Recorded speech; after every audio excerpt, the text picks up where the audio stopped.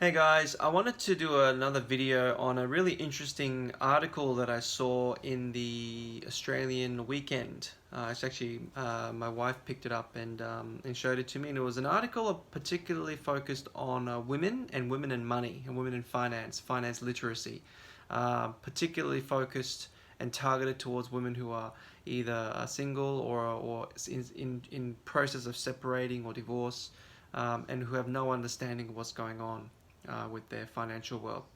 But I want to go a bit further on that and actually say that should also apply to men, because I've also met in my career couples where the woman is the financial controller, not the man. The man had absolutely no idea what's going on.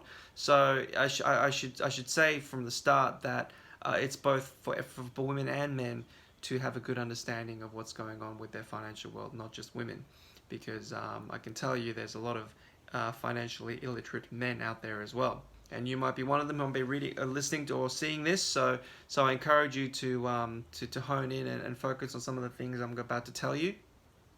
The article went into a few points, but I want to focus on four of them in particular. The first point being is to understand your superannuation fund. It's often neglected. It's people just don't think super is that important, but I can tell you it is. It's your money. It's your hard-earned money. It's the money that their employer has put into the account for you for your financial future and retirement. Please don't neglect it. Please don't leave it alone and ignore it. Look into it. Get a good understanding of what's going on. If you've got 3 or 4 of them, which most people do, consolidate, as I've said in past videos, and also make sure the fees are kept low. So look into your fund and make sure it's doing the right thing for you. And most importantly, make sure you have your nomination up to date.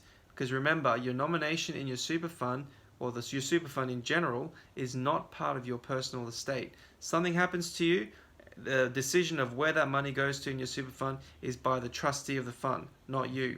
So make sure you have the right nomination so that the money doesn't go to an ex-spouse or something stupid like that if in the event of your disability or death. So please make sure that your nominations are up to date and you have a good idea what's going on with your superannuation fund. Point number 2, look into your insurance policies. Everybody has insurance. I can tell you now, if you don't know about it, it's probably hiding in your super fund, which goes back to point 1. So look into insurance policies, work out who it's by, or is given by, offered by, its payment options, and how if it is in fact payable to you if something happens, the premiums, all those sort of things. Get a good understanding of your insurance policy and who it's owned by as well, so that you know and you have that all in check. Point number 3, look into your estate plan.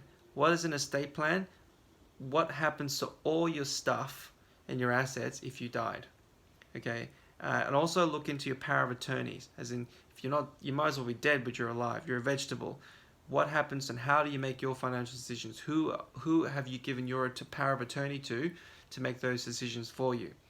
Look into those guys, because that's often neglected as well, and have a good understanding of how that's working. And point number 4 is, of course, if you don't know how to do any of those previous 3 points, get help. Find a professional that's near you or that you trust, a good advisor or a good accountant, somebody, so that you can talk it through and make sure that you're on top of it all.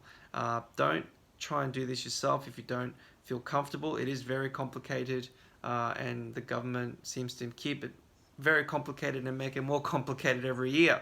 So get help, get professional help to make sure that you are on top of it every single year. There were a few others, but there were kind of more softer things. But those, in my view, were the 4 main areas that I would encourage you to focus on and make sure that you have a good understanding, so that if something happens, which we hope it doesn't, but if it does, you know how to handle it all on the money side. Hope that helps. Let me know. Give me a call if you've got any questions. See you next time.